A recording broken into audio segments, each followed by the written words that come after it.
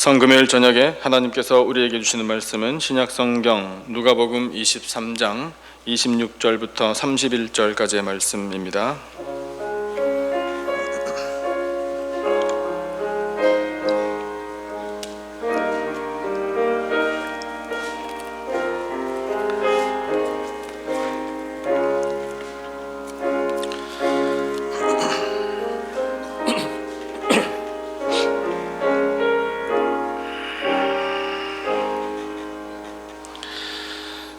신약성경 138페이지 누가복음 23장 26절부터 31절까지 본문을 다 찾으신 줄 알고 저와 여러분이 한 절씩 교독하겠습니다. 26절을 제가 먼저 읽겠습니다. 그들이 예수를 끌고 갈 때에 시몬이라는 구레네 사람이 시골에서 오는 것을 붙들어 그에게 십자가를 지워 예수를 따르게 하더라. 며 슬피 우는 여자의 큰 무리가 따라오는지라. 예수께서 돌이켜 그들을 향하여 이르시되 예루살렘의 딸들아 나를 위하여 울지 말고 너희와 너희 자녀를 위하여 울라. 보라 날이 이르면 사람이 말하기를 잉태하지 못하는 이와 해산하지 못한 배와 먹이지 못한 젖이 복이 있다 하리라. 그때에 사람이 산들을 대하여 우리 위에 무너지라 하며 작은 산들을 대하여 우리를 덮으라 하리라. 푸른 나무에도 이같이 하거든 마른 나무에는 어떻게 되리요 하시니라. 아멘. 예수님께서 십자가형을 언도 받으시고 십자가 형틀을 등에 지고 골고다 언덕을 오르셨습니다. 예수님은 로마 군인들에 의하여 무자비하게 끌려가신 것입니다. 이미 심한 폭력과 구타와 찍질과 가시관의 고통으로 온 몸이 만신창이가 되어버린 예수님은 십자가 형틀의 무게를 견디지 못할 만큼 탈진한 상태였습니다. 하지만 그것을 피할 수도 없는 상황이었습니다. 생과 사의 갈림길을 넘나드는 극한 고통의 길이 바로 골고다 언덕으로 오르신 길이었습니다. 그런데 예수님의 십자가 길을 따르는 사람들이 있었습니다. 오늘 우리가 읽은 본문 27절에 이렇게 기록이 되어 있습니다. 또 그 백성과 및 그를 위하여 가슴을 치며 슬피 우는 여자의 큰 무리가 따라오는지라. 백성들과 여자들의 큰 무리라. 이 사람들에 대하여 어떻게 성경에서 설명하고 있느냐 하면 대제사장들과 장로들의 충동질에 넘어가지 않은 사람들이라 다른 복음서에서 이렇게 설명하고 있습니다. 즉 끝까지 예수님을 믿고 따른 사람들이었다는 뜻입니다. 바로 우리가 그런 사람이 되어야 할 줄로 믿습니다. 그들 중에 어떤 사람들은 예루살렘에 살고 있던 사람들이었을 것이고 또 어떤 사람들은 갈릴리에서부터 먼 길을 따라 예수님을 모시고 보필하고 온 사람들, 그리고 다른 여러 지역에서부터 예루살렘으로 유월절 명절을 지키기 위해서 온 순례자들도 있었을 것입니다.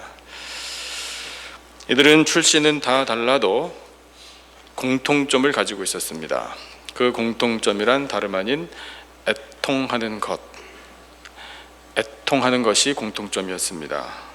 이 큰 고통을 당하시는 예수님을 바라보는 그들의 마음은 애통으로 가득 차 있었습니다.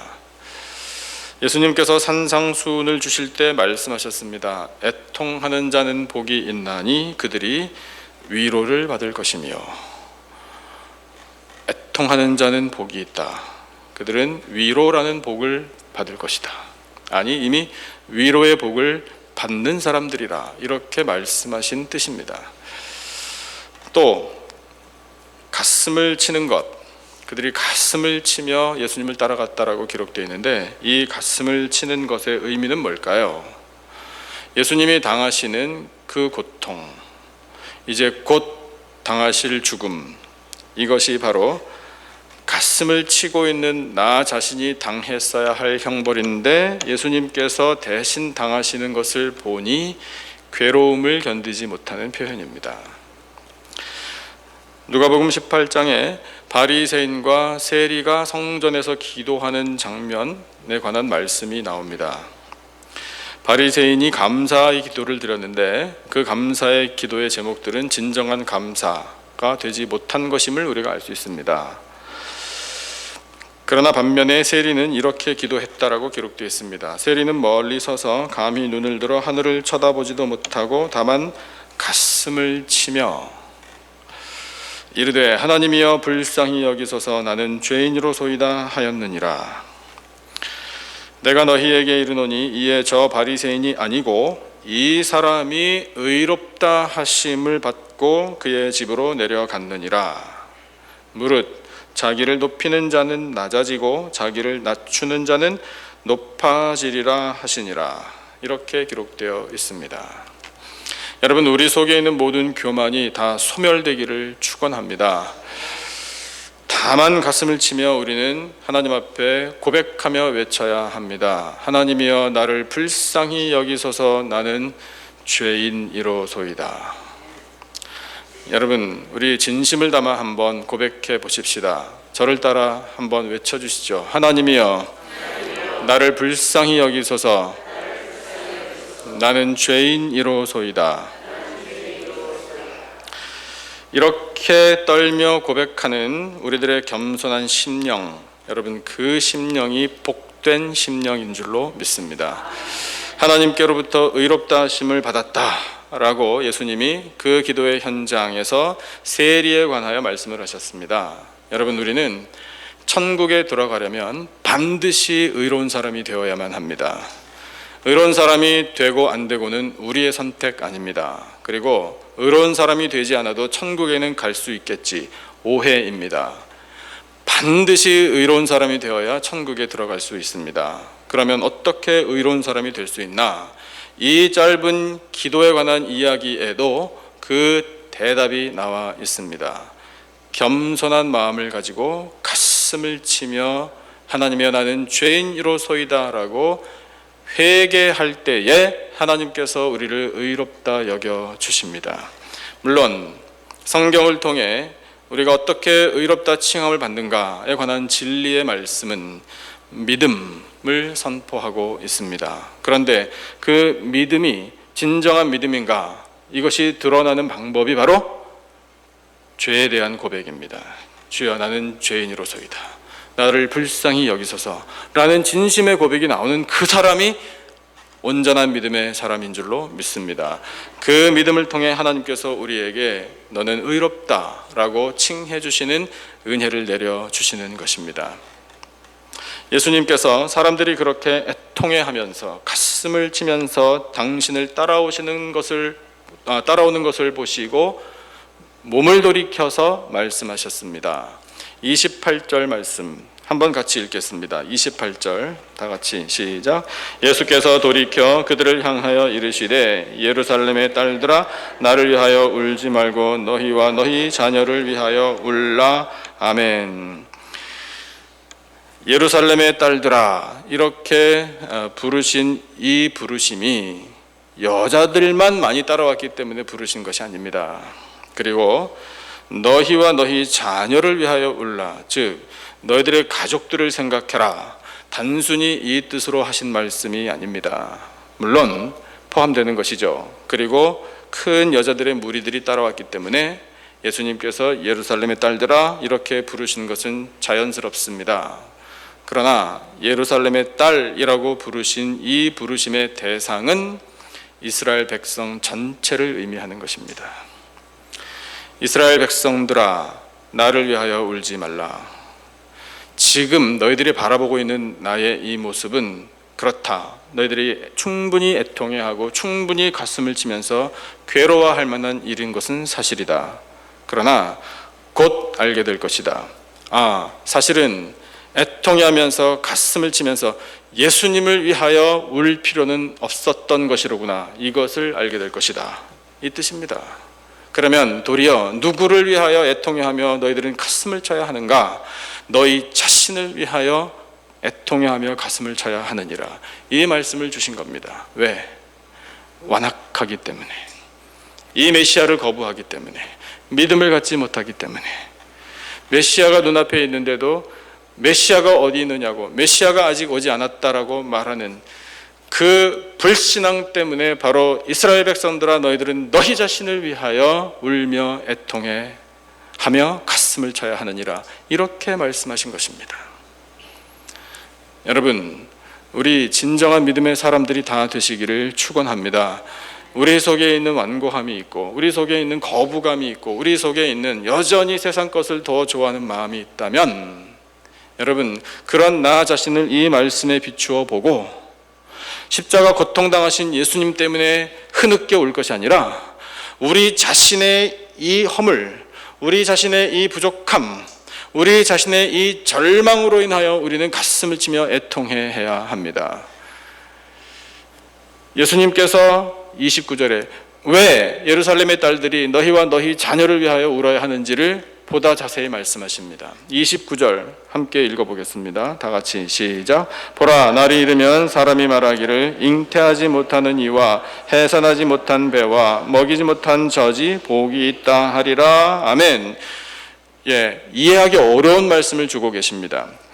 잉태하지 못하는 이, 해산하지 못한 배, 먹이지 못한 젖, 똑같은 겁니다. 자녀의 복이 없는 여자들을 말합니다. 자녀의 복이 없기 때문에 본인 자신도 그렇게 생각하고 다른 사람들도 그렇게 생각합니다. 아, 복을 받지 못했구나, 참 안됐다, 불쌍하다 라고 평가받을 만한 사람입니다. 그러나 예수님께서 하신 말씀의 뜻은 뭐냐면, 보라, 날이 이르면 이것입니다. 어떤 날이 이르면? 주의 날, 내가 세상이 다시 올 그날, 이 세상이 끝나는 날, 그 구원이 완성되는 날이 오면, 지금 비록 자녀가 없어서 박복하다고, 세상 사람들도 참 복을 못 받았다라고 그렇게 생각되는 그 사람들이 도리어 복을 받게 될 것이라, 이렇게 말씀하십니다. 반대로 생각해 보면 이런 겁니다. 그러면 자녀들도 많이 길러보고 세상 사는데 필요한 모든 것들이 넉넉하게 갖춰져 있는 사람들, 그 사람들은 물론 복을 받은 사람들이죠.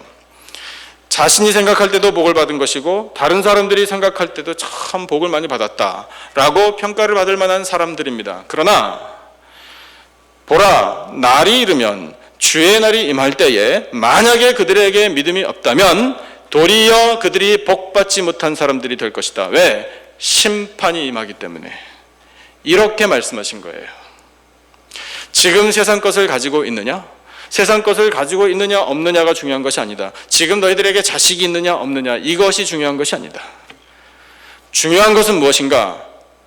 믿음이다 라고 예수님께서 말씀하시는 겁니다. 그래서 그 날, 예수님이 다시 오실 날, 지금 십자가형을 언도받으시고 곧 죽게 되실 이 예수 그리스도께서 부활하시고 하늘 보좌에 오르셨다가 다시 오셔서 온 세상을 심판하실 그 날이 되면, 오직 믿음을 지킨 자, 오직 그 예수 그리스도께서 다시 오실 날을 고대했던 사람들, 그 사람들이 복을 받게 될 것이라. 예수님이 하신 말씀은 바로 이와 같은 뜻입니다. 그러므로 예루살렘의 딸들아, 나를 위하여 울지 말고 너희와 너희 자녀들을 위하여 울라, 이렇게 말씀하신 것입니다. 여러분, 우리의 영적인 상태는 어떻습니까? 여러분, 우리는 세상 사는데 큰 어려움이 없을 것입니다. 혹시나 어려움이 있는 분들 계시겠죠. 근데 여러분, 우리가 지금 이 땅에서, 지금 이 현세에서 얼마나 넉넉하게 사느냐, 얼마나 힘들게 사느냐, 이것이 중요한 게 아닙니다. 여러분, 예수님께서 우리에게 정말로 중요한 것은 뭐냐면, 너희들이 그 날, 주님의 날, 내가 다시 올 그 날 심판을 받지 않고 복을 받고 천국에 들어가는 것이다. 그러므로 지금 애통해하며 가슴을 치며 회개하라, 그리고 믿음을 가지라. 예수님이 하신 말씀은 바로 이것입니다. 그 날 심판을 당하게 될 사람들이 30절 말씀처럼 작은 산들아 우리 위에 무너져라, 나는 이 심판을 견디지 못하겠노라, 이렇게 외치게 될 것이다. 산들아 우리를 덮으라, 이렇게 외치게 될 것이다. 그만큼 심판은 괴로운 것이다 라고 말씀하시는 것입니다. 그러나 끝까지 믿음을 지킨 사람들, 비록 세상에서는 가진 것이 없어도 그 다시 오실 예수님을 바라보고 하나님을 잘 섬기고 사는 사람들, 그 사람들은 내가 다시 왔을 때 천국에 들어가는 영원한 복을 누리게 될 것이다. 예수님이 말씀하신 것입니다. 그래서 예수님께서 지금 애통해하고 지금 예수님을 따라가면서 슬퍼하고 고통 때문에 괴로워하는 이 사람들로 하여금 위로를 주고 계시는데, 그 위로가 이들 마음에 와 닿고 또 피부로도 느낄 수 있는 무언가 소망의 말씀이 있으면 얼마나 좋겠습니까? 그런데 그 소망의 말씀이 오늘 우리가 읽은 이 누가복음에 나와 있습니다. 뒤로 조금 가서 44절, 45절 두 절 말씀을 우리 같이 읽겠습니다. 44절, 45절 두 절 말씀 시작. 때가 제6시쯤 되어 해가 빛을 잃고 온 땅에 어둠이 임하여 제9시까지 계속하며 성소의 휘장이 한가운데가 찢어지더라. 아멘. 여러분, 우리는 이 사실을 잘 알고 있습니다. 성소가 어디입니까? 성소는 출애굽 당시에 성막이라고 예수님께서 모세에게 가르쳐 주신 양식대로 지어진 하나님을 만나는 장소였습니다. 거기에 천막으로 지은 또 구별된 장소가 있었습니다. 그 안이 두 곳으로 구분되어 있었는데, 하나는 성소요, 가장 깊은 곳, 가장 거룩한 곳은 지성소로 구분되어 있었습니다. 성소에서는 제사장들이 봉사하는 일을 했습니다. 실제로 번제와 같은 제사는 뜰에서 드렸고, 그 뜰에서 드린 제사의 향을 가지고 그 향을 성소 실내 안에서 피워두도록 하나님께서 명령하셨습니다. 그리고 그 성소를 지나 지성소로 구분된 곳, 그곳은 임명된 대제사장 한 사람이 1년에 딱 한 번 대속죄일에 들어가 백성들의 모든 죄, 자신의 죄 포함해서 하나님 앞에 속죄의 제사를 드린 장소였습니다. 성소와 지성소를 구분하는 휘장이 있었습니다. 두꺼운 휘장입니다. 두께가 어른 손바닥보다 더 두꺼운 만큼 두꺼운 육중한 휘장이 성소와 지성소를 구분하고 있었습니다.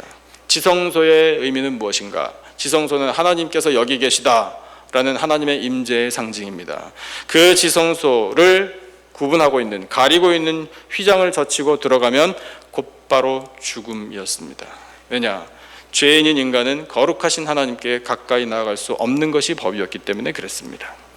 그래서 오직 정해진 날에만 대제사장 한 사람만 들어갈 수 있도록 하나님께서 법을 정하셨습니다. 그러면 여러분, 그 휘장의 의미가 뭐겠습니까?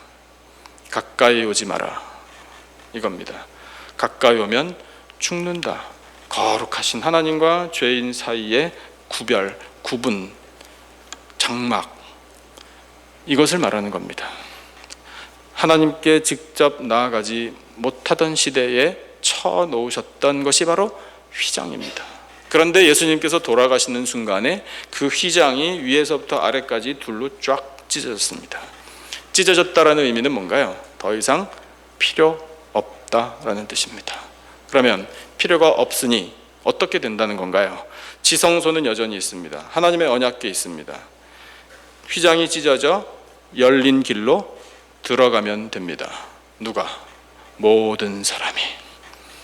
죄인들도 거룩하신 하나님께 나아갈 수 있는 길이 열린 것입니다. 이것이 소망이에요.